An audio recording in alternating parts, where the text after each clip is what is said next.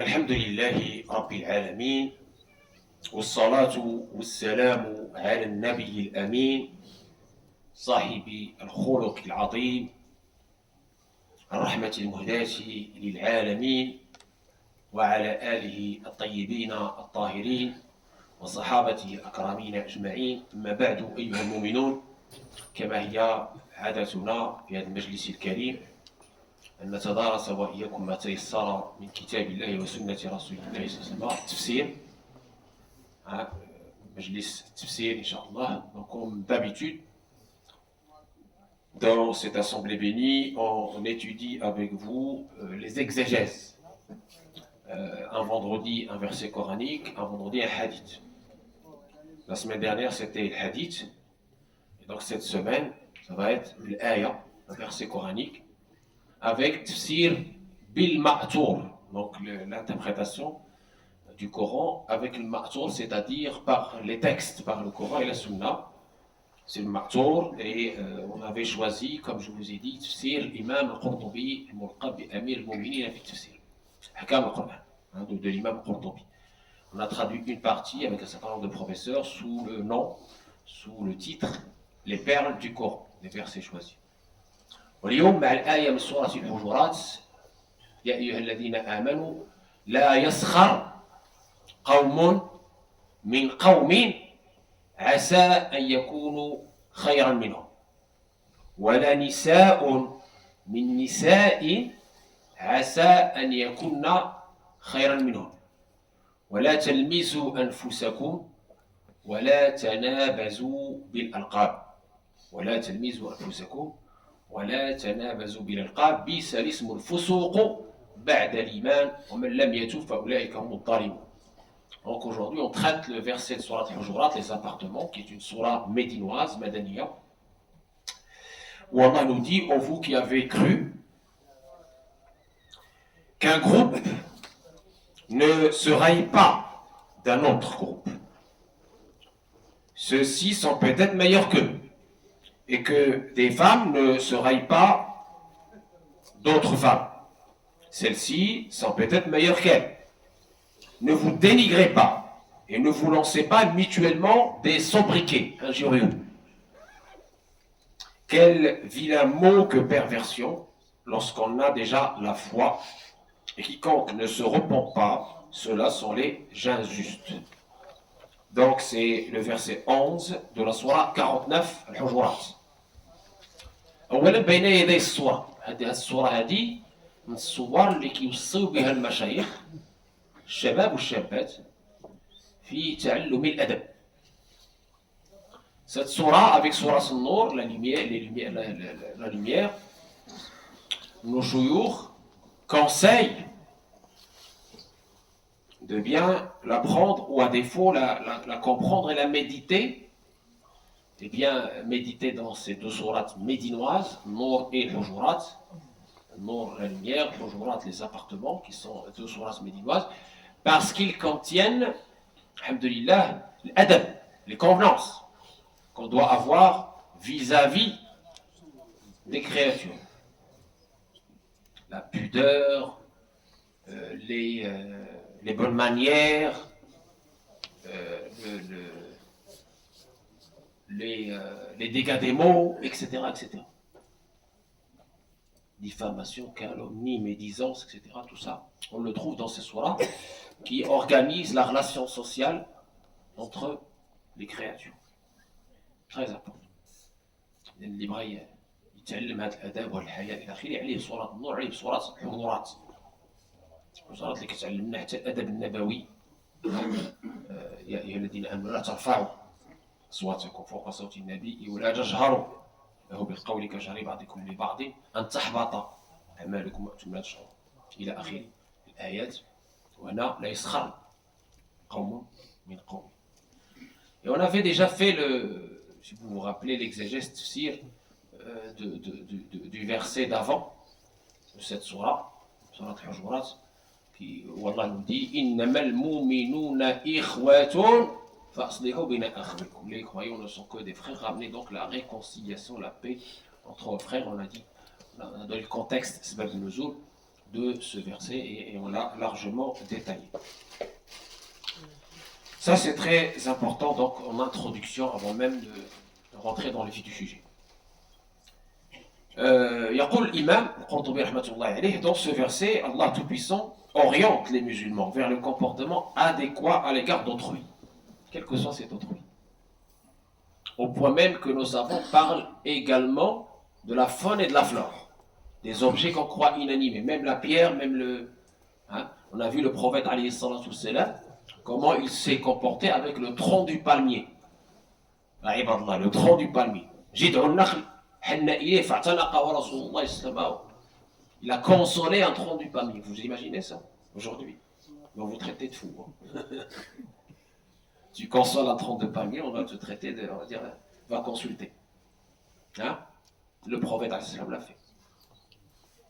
Consoler, c'est dans l'authentique de Bukhari. Jusqu'à ce que le tronc du palmier cesse de pleurer. Vous imaginez ça? Vous voyez la grande miséricorde. Miséricorde pour les univers.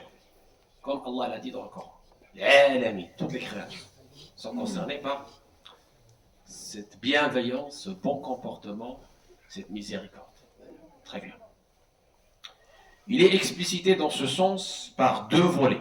Le premier concerne les raisons de sa révélation. Le deuxième, les recommandations, les injonctions. Vous savez, l'imam Qurtubi, c'est un faqih d'abord. C'est pour ça que son tafsir s'appelle Ahkam. Donc il vous donne à chaque fois, quand il traite un verset, il vous donne tout de suite, il va à l'essentiel, il te donne l'implication, les conséquences. Qu'est-ce que ça implique à faire? Qu'est-ce qu'il faut faire? Voilà. En tant que croyant, qu'est-ce qu'il faut faire là? Premier volet concerne les raisons de la révélation de ce verset. Sbab al-Nuzul. Dans la parole, ô vous qui avez cru qu'un groupe ne se raille pas d'un autre groupe, ceux-ci sont peut-être meilleurs qu'eux. L'expression meilleur que veut dire pour certains qu'ils sont considérés comme tels par Allah. C'est-à-dire vous voyez l'apparence des gens. Hein? L'un des premiers messagers d'Allah tabaraka wa ta'ala sur cette terre a répondu à ces clichés. Wala aqulu, qu'est-ce qu'il a dit? Wala aqulu lilladina tazdari a'yunukum lan yutiyahum Allahu khayra. Allahu a'lamu bima fi anfusihim inni idhan lam yadh-dhalimin. Et je ne dis pas par rapport aux gens que vous entre guillemets méprisez, que vous considérez insignifiants, que Allah ne les valorise pas, ne les considère pas comme meilleurs peut-être que vous. Donc c'est pas une question d'apparence. Déjà les prophètes ont sensibilisé par rapport à ces clichés. C'est l'être, c'est l'intérieur. Tu ne peux pas savoir ce qu'il y a à l'intérieur de quelqu'un. Donc ne juge pas sur l'apparence, c'est très important. Donc ici, Allah sait qui est meilleur que qui. D'accord? C'est Allah qui sait ce qui est dans le cœur. Et pour d'autres, cette expression signifie qu'ils sont meilleurs par leur croyance et la pureté de leur cœur. Très important. D'accord? المرء بأصغره قلبه ولسانه المرء بأصغره قلبه ولسانه لسان الفتى نصف ونصف فؤاده فلا يبقى إلا صورة اللحم والدم. Chaque personne est jugée par rapport à deux organes, la langue et le cœur. C'est tout. Quant à la raison de la révélation de ces versets, les savants l'exposent comme suit. Et donc ça aussi c'est une spécificité de l'imam al-Qurtubi. Il est, alhamdoulilah, dans sa amana scientifique, il présente toutes les variantes, toutes les divergences, tout ce qu'a dit les savants par rapport à tel ou tel verset. Même si ça peut sembler se contredire, il se donne la peine de vous exposer qui a dit quoi. Et quelle variante est plus probable et plus probante qu'une autre. Pour Ibn al-Abbas, donc il commence par Ibn al-Abbas, on a dit pourquoi, parce qu'il est surnommé par par l'ensemble des savants, des compagnons, l'interprète du Coran, par le dua du prophète sallallahu pour lui. Voilà, tout à l'heure la puissance du dua, et son importance. Cette partie du verset est descendue sur Thabit ibn Shimmas. Thabit ibn Qais ibn Shammas ibn Umru al-Qais al-Khazraji al-Ansari, surnommé Abu Muhammad ou Abu Abdurrahman, c'est un compagnon du prophète salam, qui lui prédit la mort en martyr et le paradis. Il était l'orateur des Ansar, des Médinois, et du prophète salam. Il a participé à Uhud et fut présent à l'allégeance Bay'at al-Ridwan, et il est mort en martyr en combattant Musaylima al-Kittab, le prétendu prophète. Très bien. Donc, Ibn Abbas dit que c'est descendu sur Thabit ibn Shammas qui avait un problème d'audition. Il avait un problème d'audition. Il n'arrivait pas à bien entendre. Raison pour laquelle on lui réservait une place à côté du prophète. D'accord? On lui réservait une place à côté du prophète. Vous voyez la bienveillance des compagnons. Hein? ما كانوش كيحطوه قدام النبي عليه الصلاه باش يسمع afin qu'il puisse bien entendre. Sayyidina Mohammed sallallahu alayhi wa sallam. Un jour, il est rentré à la mosquée en retard. Il y avait déjà du monde. Et il n'a pas pu terminer sa prière. Une fois qu'elle fut faite, il a rattrapé sa prière.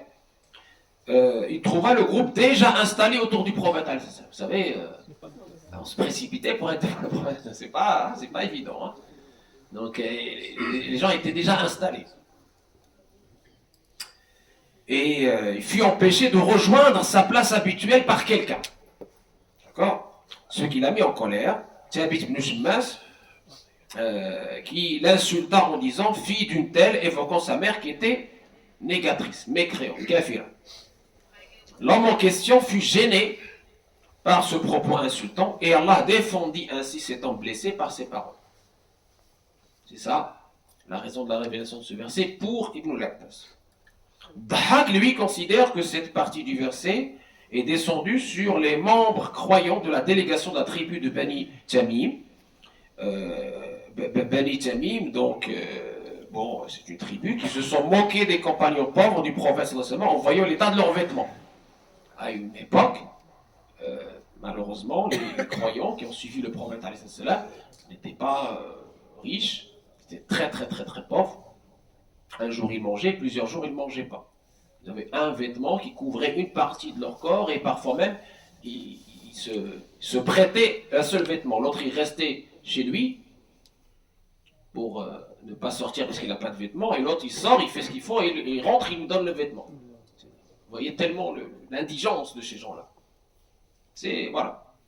Et une tribu s'est permise de se moquer, de railler ces gens-là. Ils se sont moqués donc des compagnons pauvres du prophète en voyant l'état de leurs vêtements. Pour Mujahid, la partie du verset vise les riches qui se moquent des pauvres. On dit également que cette partie du verset est descendue sur Ikrima, fils de Bni Abijal, Abijal qui était un grand ennemi de l'islam et des musulmans, mais son fils Ikrima était un compagnon, un croyant, d'accord, qui s'est plaint au prophète du fait que les musulmans disaient en le voyant le fils du pharaon de notre époque. Le prophète n'a pas aimé ça. Parce que Ikrima était un vrai croyant sincère. Il a demandé aux compagnons de la bienveillance vis-à-vis de Ikrima de ne pas l'insulter par son père. Même si son père était un grand ennemi de l'islam. Et pour mémoire, la première fois quand Ikrima est venu, le prophète avait prédit qu'ils allaient embrasser l'islam. قال يأتيكم عكرمة مسلما فلا تذكروا أباه عنده. Ikrima va venir tout de suite pour embrasser la religion musulmane. Ne mentionnez pas son père. Même si son père était un grand ennemi de l'islam. Mais la bienveillance du prophète. C'est-à-dire ne le mentionnez pas en mauvais termes. Malheureusement, certains disaient c'est le fils du pharaon de notre époque. Très bien. Quant à la parole divine et que des femmes ne se raillent pas d'autres femmes, celles-ci sont peut-être meilleures qu'elles, les interprètes considèrent cette partie du verset est descendue sur deux femmes du prophète Aïcha et Hafsa, qu'Allah tabaraka wa ta'ala bénisse, qui s'était moqué de Salama, une autre épouse du prophète qui portait une ceinture en tissu dont les bouts traînaient derrière elle. D'accord? Pour d'autres, la moquerie concernait sa petite taille. D'accord? Une divergence sur qui qui étaient concernés par cette moquerie. Et Ikrima, d'après Ibn al-Abbas, rapporte que la moquerie concernait la femme du prophète Safiya bint Huyay ibn al-Akhtab, qu'on appelait aux juifs fille de juif, alors qu'elle n'était pas, il était musulman, et son père était un grand dignitaire d'une grande tribu du judaïsme. La parole divine, ne vous dénigrez pas, veut dire n'indiquez pas vos imperfections, ni en les montrant par la main, ni par les yeux, ni même par la parole, ni par un signe quelconque. Ça va loin. C'est-à-dire que hurma, la dignité humaine, ne vous permet pas, karamat l'insan, de dénigrer quiconque, ni par la langue, ni par le signe, ni par le ramz, on appelle ça le ramz, l'emz. Le signe ou le clin d'œil ou le insinué interdit. Parce que ça blesse l'autre. Tout ce qui blesse votre prochain est interdit par cette belle religion. Il faut garder la bienveillance, la belle parole et être toujours dans ce ressenti, cette empathie. Le croyant doit ressentir ce que peut ressentir l'autre. Le prophète alayhi salam nous dit à juste titre, La yuminu ahadukum hatta yuhibba li akhihi ma yuhibbu li nafsihi. Nul n'est véritablement croyant jusqu'à ce qu'il aime pour son prochain ce qu'il aime pour lui-même. Toi, tu n'aimerais pas être blessé, moqué, raillé. Tu n'aimerais pas entendre des sobriquets. On est d'accord? Donc, tu ne dois pas aimer cela pour ton prochain, quel que soit ton prochain. On est d'accord? C'est ça la justice de l'islam, la bienveillance de l'islam, la bonne parole, le bon comportement exigé par l'islam. Le mot vous-même, anfusarum, est une précision que le dénigrement ne doit être dirigé ni vers soi-même, ni vers les autres. Même nous-mêmes, on n'a pas le droit de nous insulter nous-mêmes. Pourquoi? Pourquoi on n'a pas le droit de nous insulter nous-mêmes? Je l'ai dit la dernière fois quand on a parlé de la dignité humaine. Parce que ce corps, cette soura, cette création appartient à Allah subhanahu wa ta'ala. Tu dénigres qui alors? C'est Allah qui t'a créé. C'est une amana chez toi ce corps. Allah t'a fait ce don de ce corps. Avec ce visage, ses yeux, etc., ses capacités. Tu te dénigres, ça veut dire que tu es en train de te rebeller contre Allah subhanahu wa ta'ala. Cette amana que Allah t'a offerte le temps de ta vie éphémère, c'est une amana précieuse que tu dois précieusement entretenir, préserver, sauvegarder, faire attention à. C'est pour ça qu'on n'a pas le droit de s'automutiler, de faire des... Non, parce que ce corps-là, contrairement à ce que croient certains, c'est pas une liberté. Elle appartient au propriétaire qui est Allah tabaraka wa ta'ala. C'est une amana chez toi. Il a déposé ce corps-là chez toi. Donc ton corps appartient à Allah et à lui nous retournerons. Et il va nous juger sur ce qu'on a fait de cette amana. Il va faire juger notre corps sur ce qu'on a fait de lui. Vous vous rappelez le verset de Surah An-Nur qu'on a déjà détaillé. Le jour où témoignera sur eux leurs mains, leurs pieds, leurs yeux, etc. Faites attention. Ce corps a des droits. Ce corps ne nous appartient pas. C'est d'abord la propriété d'Allah qui nous l'a confié le temps de cette vie éphémère et demain nous serons jugés sur l'utilisation faite de ce corps. Est-ce qu'on l'a utilisé dans ce qu'agrée le propriétaire ou ce que déplaît au propriétaire? Donc faites attention. Ce que j'apprends à mes propres enfants.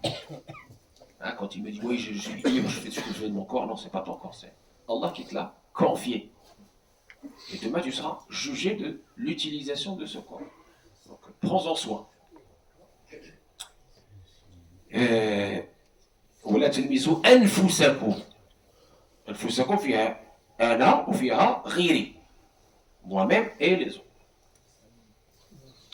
Puisque, comme dit le prophète alayhi salatu salam, les croyants forment un seul corps. Si un de ces membres est touché, tout le corps réagit, on l'a déjà vu. On a vu d'autres versets dans ce sens.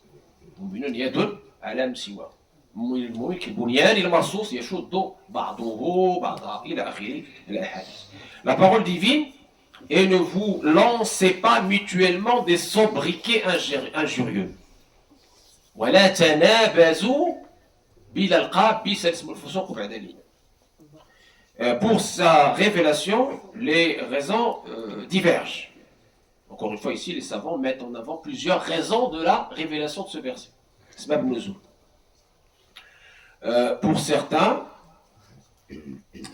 notamment Tirmidhi et l'Akhiri, il est descendu à propos de la coutume qui faisait qu'un homme peut porter 2 à 3 noms.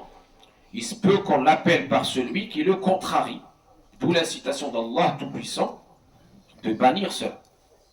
Pour d'autres savants, elle est descendue sur Banu Salama, où la même coutume était répandue. Ceux qui a mis le prophète dans l'embarras lorsqu'il fut parmi eux. Certains, par contre, considèrent que sa descente est due aux propos mal convenants, rappelant les anciennes convictions de certains musulmans, comme de leur dire au moshrik, au un tel qui était ceci, etc. À l'exemple de Abu Dhar, qui a appelé un homme au fils de... voilà, en présence du prophète qu'il a réprimé en disant « Tu ne diffères de ces hommes divers que par la piété. » C'est-à-dire, même s'il est fils de quelqu'un qui n'est pas arabe, qui était chrétien, juif, mouchrik, tu ne diffères de lui que par ta piété, ou pas. C'est-à-dire, les gens, on ne les distingue pas par leur ascendance, descendance, ethnie, origine, etc. C'est par leur valeur morale, leur piété, leur adoration d'Allah, etc. Bon. Cette parole d'Allah fut suivie, quel vilain mot que perversion, lorsqu'on a déjà la foi, c'est-à-dire que c'est une perversion fisq, que de qualifier ton frère d'incroyant, de fornicateur, alors qu'il s'en est repenti. Ça aussi, ça existe même de nos jours. Quelqu'un qui était dans une voie de perversion, d'égarement, etc., le jour où il se repent, on lui rappelle toujours « Ah ben tu étais un espèce... » Non. Ça, c'est Shaitan qui t'incite à faire ça pour justement railler ton frère. Non, il ne faut pas, c'est interdit par notre belle religion, d'appeler quelqu'un par un statut d'ancien pervers ou autre chose. Le repenti, alhamdoulilah, le repentir efface tout le passé. La perversion s'applique également à celui qui donne un sobriquet à son frère ou qui se moque de lui. Le prophète dit, celui qui appelle ainsi son frère ô incroyant, c'est vrai pour l'un d'eux. Sinon le sobriquet revient à celui qui l'a donné. On a déjà vu ce hadith du tikfir qui est très dangereux. C'est une interdiction absolue en islam. Dieu Tout-Puissant désapprouve le fait de qualifier un croyant par un péché dont il s'est repenti. Fin de citation.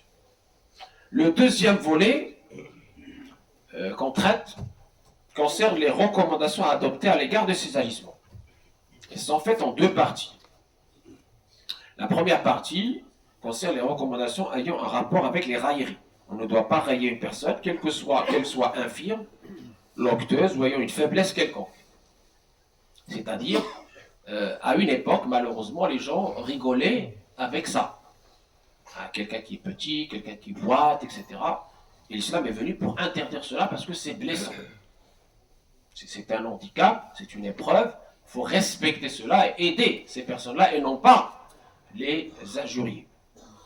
Il se peut que ces personnes-là aient une conscience et un cœur pur et qu'ils vous dépassent en bonne religiosité et qu'ils rentrent avant vous au paradis, qu'ils méritent mieux que vous le paradis. Par là, c'est commettre une injustice à l'égard de ceux que Allah a privilégiés. Allah a privilégié, même si physiquement ils sont comme ci ou comme ça. Allah les a privilégiés. Parce qu'Allah ne regarde pas vos corps. Il regarde vos cœurs et vos actions. Ainsi, les pieux prédécesseurs faisaient très attention à leur comportement et à leurs paroles. Amr ibn Shurahbil a dit, si je vois un homme allaiter une chèvre et je ris de lui, je craindrais de faire la même chose que lui. Vous voyez jusqu'où il est parti. Abdullah ibn Mas'ud dit à ce propos, la parole est source de toute calamité. Et si je ridiculise un chien, j'ai peur de me transformer en un chien. Même les chiens ne veulent pas les ridiculiser. Et l'imam Malik donne l'exemple de Jésus, fils de Marie, et Issa ibn Maryam. Dans le hadith authentique, il dit que un jour il était avec ses apôtres et il voit un khinzir, un sanglier passer. Il dit Imdi bisalam, passe en paix. Et les apôtres disent c'est un sanglier, tu parles comme ça. Oh, parole d'Allah, tu parles comme ça, un sanglier. كلمات الله كتتكلم انت يا عيسى يا كلمات الله يا رسول الله كتتكلم قال له أريد أن أعود لساني المنطق الحسن. Je veux habituer ma langue à la bonne parole avec toutes les créatures. Très important. Ce que l'imam Malik a mis en avant dans son Muwatta sur Raqa'iq. Le prophète sallallahu a proscrit le fait de rire des paroles spontanées sorties des profondeurs de l'âme. Il dit pourquoi l'un de vous agresse son épouse ou autre pour montrer sa virilité, alors qu'il se peut qu'il les traîne par la suite. C'est le prophète dans l'authentique de Muslim, Aïcha rapporte, il n'a jamais frappé de sa main ni femme ni domestique. Ceux qui se posent la question sur le comportement du prophète, ceux qui se posent aujourd'hui encore la question sur cette violence faite aux femmes, ces horreurs-là, notre prophète nous a donné l'exemple par lui-même, il est notre modèle, et lui, selon le rapport de Aïcha dans l'authentique de Muslim, elle nous dit Ma daraba Rasulullah shay'an qattu bi yadihi lamra'atan wala khadiman. Jamais le prophète, c'est le témoignage de ses contemporains, jamais le prophète n'a levé la main sur une femme, sur un domestique, sur un enfant. Jamais de toute sa vie. Donc il faut suivre ses pas, si on est croyant. Et le prophète a dit, Dieu ne regarde ni votre corps, ni votre fortune, mais uniquement votre cœur et vos agissements. Cette parole du prophète est très importante, nous dit le Qurtubi. Elle insiste sur le fait que l'aspect extérieur d'un homme ne fait pas de lui un dévot, si son cœur est souillé. Quant aux désobéissants qui enfreignent les prescriptions divines dans leur agissement, mais dont le cœur est pur, Dieu Tout-Puissant leur pardonnera s'il veut, nous dit le Qurtubi. Donc les actions sont des signes aléatoires et non des preuves tangibles. Il ne faut pas surestimer un dévot, ni mépriser un désobéissant. Parce qu'il se peut qu'il se repente demain à Allah. Il se peut qu'il ait une bonne fin, Khatima Hassan. Il faut donc considérer comme abjectes et diffamatoires les actions, et non la personne humaine en tant que telle. Je répète, c'est très important, ce qu'il a dit le Qurtubi il y a déjà 1000 ans.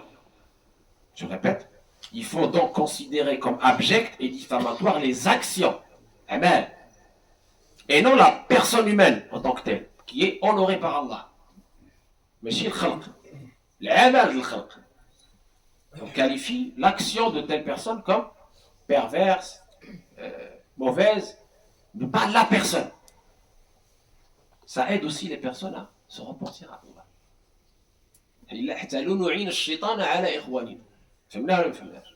Vous avez compris cette subtilité ou pas? Faut pas. Deuxième partie, un rapport avec les sobriquets dont les uns sont tolérables et d'autres non. Abu Abdullah Ouiz al-Mendad considère que le verset en question bannit tout sobriquet non accepté par le concerné et qui lui porte préjudice ou le blesse. Puis c'est l'ismul fusouq. Dans ce cas, on l'appellera par le surnom qu'il préfère, à l'instar du prophète qui a appelé Omar al-Khattab al-Farouq. Al-Farouq, c'est-à-dire le séparateur entre le vrai et le faux. Et Abu Bakr as-Siddiq, c'est-à-dire le véridique. C'est le prophète qui leur a donné ce surnom. C'est un surnom honorifique, valorisant. Le prophète a dit à ce propos, le droit du musulman sur le musulman est de l'appeler par le nom qu'il aime le plus. Ainsi, le bon surnom fait partie de la sunna et de la bonne conduite. Omar al-Khattab a dit à ce propos, diffusez les surnoms car ce sont des révélateurs du bon. Les surnoms qui ne portent pas préjudice et qui sont utilisés uniquement comme des attributs sont acceptables. Ceux qui sont bannis sont ceux qui portent préjudice et qui sont blessants ou méprisants. وصلى الله على سيدنا أبي القاسم وعلى آله وصحبه وسلم تسليما. إذن هذا ما جاد الله تبارك وتعالى به علينا في هذه الحصة. Et place maintenant aux questions et aux et aux informations importantes que je dois diffuser pour vous, Inch'Allah. Est-ce qu'il y a des questions déjà sur ce que je viens de dire là, sur la petite synthèse qu'on a fait de l'exégèse du verset coranique, la Isra qawmun qawmin, ya ayyuhalladhina amanu la Isra qawmun qawmin asa an yakunu khayran minhum. Fawma umur fawma, alhamdulillah shukran lillah. Allah yaf'ana bima sami'na inshallah.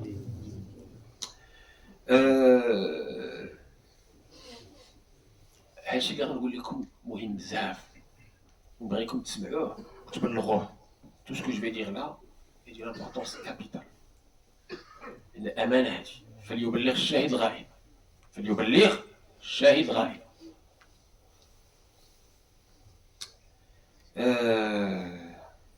Première chose, Yannick, tu m'entends? Très important ce que je vais dire. Première chose, quand je vous dis à chaque fois, ne ramenez pas des livres. Ne ramenez pas des livres.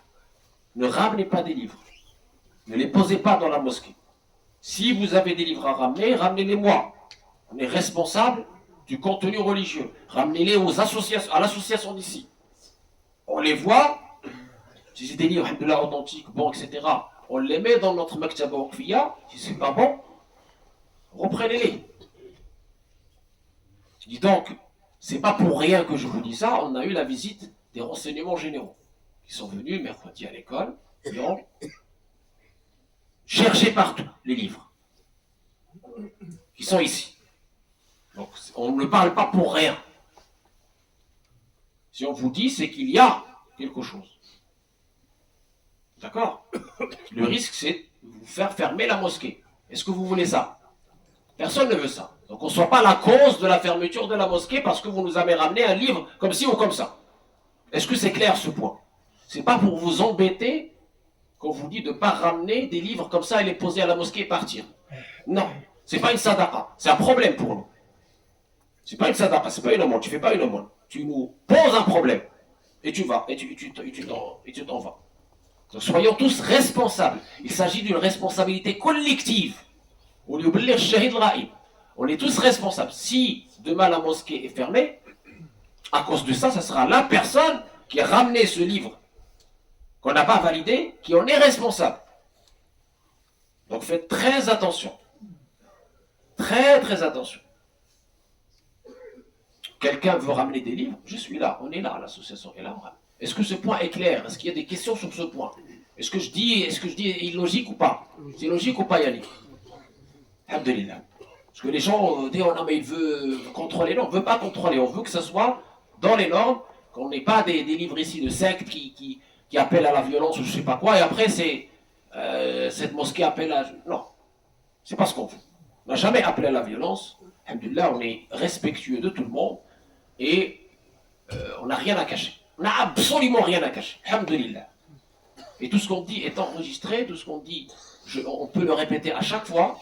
On n'a peur de personne et on est, alhamdulillah, ici pour Allah, pour plaire à Allah d'abord et avant tout. On n'a absolument rien à cacher, rien à nous reprocher. Mais soyons attentifs à ces points d'organisation.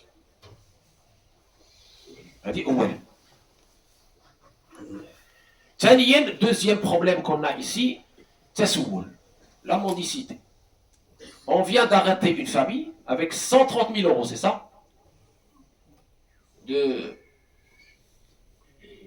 manipulation qui viennent des mosquées. 130 000 euros, on peut l'ajouter dans la cagnotte pour construire notre grande mosquée.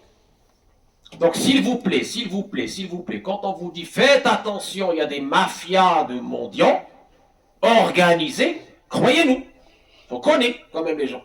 Donc si vous voulez faire une aumône, l'association est là, vous leur dites ça, c'est l'association ici connaît les familles démunies. Les familles démunies viennent ici au bureau, on a une part qu'on leur donne, que ce soit zakat ou l'aumône. Sadaqa ou la zakat, les gens de la mosquée connaissent les familles. Et des familles viennent, on les connaît, les quartiers voisins, on les connaît, on connaît les gens. Yannick est là, le bureau d'association est là, vous leur dites ça c'est pour Sadaqa, pour les plus démunis. Là, nous, on est vous nous faites confiance, on donne ces choses-là aux destinataires, aux personnes qui en ont besoin, aux personnes qui les méritent. Est-ce que c'est clair, ça, ce que je dis? C'est pas une restriction de votre liberté de donner. Faites ce que vous voulez. Moi, je vous dis pour ne pas jeter votre argent par la fenêtre, pour ne pas gaspiller votre argent et les donner aux personnes qui ne les méritent pas, qui sont en train de jouer une pièce de théâtre pour vous manipuler, pour vous voler. C'est du vol. C'est du vol. Et c'est puni par toutes les lois. Donc faites attention. Faites très attention. Ça, c'est le deuxième point d'organisation qui est très important. Troisième point d'organisation qui est très important, le kit d'hiver. Vous savez, notre mosquée, elle est, alhamdoulilah, engagée socialement, engagée humanitairement. On ne fait pas que parler ici. Hein. Vous l'avez remarqué, hein, ce n'est pas que de la théorie. Tout ce qu'on dit ici, on l'applique. On parle des plus démunis, on parle de l'entraide. L'hiver, vous savez, il est très rude, il fait très froid. D'accord? Dans ce grand froid, on a besoin de vous. Le kit de l'hiver, certains donc affrontent le froid en silence, pour eux, nous souhaitons rassembler un peu de chaleur et de réconfort grâce à la création d'un kit d'hiver. Donc on a créé un kit d'hiver, surtout nos sœurs ici à la mosquée, elles se sont organisées, masha'Allah, tabarakallah alayhum, Allah yahfadhum. Chaque kit revient à 8,50 €. Notre objectif est d'en préparer 200. Donc 200 fois 8,50, ça fait combien? Les mains 2, à peu près 1700. 1700 €. Si on a ces 1700 € ça nous permet, alhamdoulilah, d'avoir 200 kits de première nécessité, de premier secours, pour les personnes qui sont dehors, qui dorment dehors, etc., pour leur apporter notre aide, l'aide de la mosquée. Encore une fois, c'est le rôle historique de nos mosquées d'aider les plus fragiles, les plus démunis parmi nous. C'est notre devoir humain vis-à-vis de toute l'humanité. Donc c'est un petit don, mais il est grand pour Allah. Anfiq, ibn Adam, yulfaq alik. Donc ça c'est très important. Le kit contient une paire de chaussettes, d'accord, une paire de gants, écharpe et bonnet. C'est clair ça aussi? Ça c'était le troisième point. Et puis évidemment, on a notre qiyam demain, d'accord? Et alhamdulillah, je remercie toutes les donatrices et les donateurs qui ont déjà beaucoup donné, masha'Allah, je les remercie du fond du cœur. Allahumma a'timul fiqan khalafa. Ya Rabbi, idfa' alayhum ba'd nafaqa al-bala' wal-buwa' al-kharij min al-ard nazil min as-sama'. Donc on est vraiment très contents, on est très fiers de vous, parce que, alhamdulillah, il y a une réactivité de nos fidèles ici qui est magnifique. magnifique. الناس كيعطيو ما شاء الله يعني القليل والكثير يعني الله يجازيهم بخير والله ينفق عليهم في الدنيا والاخره والله يدفع عليهم بهذه الصدقه البلاء والله يزيدهم من افضاله ونعمه وما تخافوش داكشي اللي كيتعطى الله يضاعف لكم ضعف مضاعف والله يضاعف لمن يشاء الله واسع عليم. أتى الذين ينفقون أموالهم في سبيل الله كمثل حبة أنبتت 7 سنابل في كل سنبلة 100 حبة والله يضاعف لمن يشاء. الله يزيدكم من خيره والله يزيدكم من رزقه والله يزيدكم من فضله. Donc ça c'est très important. Je voulais vous remercier personnellement pour ces dons et pour cet engagement. Ça prouve votre engagement, machallah, et que tout ce qu'on dit ici, il est appliqué. On n'est pas juste dans la théorie. Ça c'est très important. Enfin, une question qui me tient à cœur suite au rapport sénatorial qui vient de sortir sur l'islamisme et l'islam, qui prévoit d'interdire le jeûne au moins de 16 ans et d'interdire le voile au moins de 16 ans. Évidemment, les responsables musulmans de notre pays, la France, ont tous réagi. Personne n'a été, entre guillemets, passif. On a tous réagi, on a tous écrit aux plus hautes instances pour dénoncer ce qu'on peut appeler une atteinte à notre liberté fondamentale, la liberté de culte qui est assurée par notre Constitution. On est des citoyens français, on a une liberté de culte assurée, garantie par la Constitution. Donc, la liberté vestimentaire, la liberté de jeûner ou de ne pas jeûner, elle est garantie par la Constitution. Donc, personne n'a le droit de bafouer cette liberté fondamentale. D'accord? On a quelqu'un qui a 16 ans, s'il est bien portant, les médecins que j'ai consultés nous disent il n'y a pas de souci, s'il est bien portant, s'il n'a pas de maladie, il n'y a pas de souci. Donc où est le problème? On gêne en quoi l'ordre public si vous en gêne? On gêne en quoi l'ordre public si on s'habille de cette façon ou de cette façon? Quelle est la gêne ici? Parce que On parle d'une gêne à l'ordre public. On gêne quoi? Donc rien. Donc la solution, mes chers frères, mes chères sœurs, elle est double. D'abord, voter. Parce que si ces gens se sont permis ce genre de raccourci, d'atteinte à nos libertés fondamentales et comme on l'appelle, des clichés et d'amalgames, c'est que vous êtes absent. Vous ne voulez pas voter. Quand on entend des faux prédicateurs vous dire « Ah ben non, votez cet arrose, etc. » c'est de la folie. C'est encore du mensonge vis-à-vis d'Allah. On a parlé la dernière fois de la fatwa sans science. Faites attention. Donc, mobilisez-vous, votez. Comme ça, on a du poids. Comme ça, on vous considère. Tu votes, tu existes. Tu ne votes pas, tu n'existes pas. Point. C'est très simple. C'est une équation très simple. Après, vous pouvez cogiter comme vous voulez, méditer comme vous voulez. Ici en France, tu veux vivre en France, tu veux rester en France, tu votes, tu existes. Tu ne votes pas, tu n'existes pas, on ne te respecte pas, tu n'as pas de poids. Vous avez compris ça? Ça, c'est un. Deux, la bonne action à faire, la bonne mobilisation à faire, c'est de s'entourer des juristes. Encore une fois, on parle de l'organisation.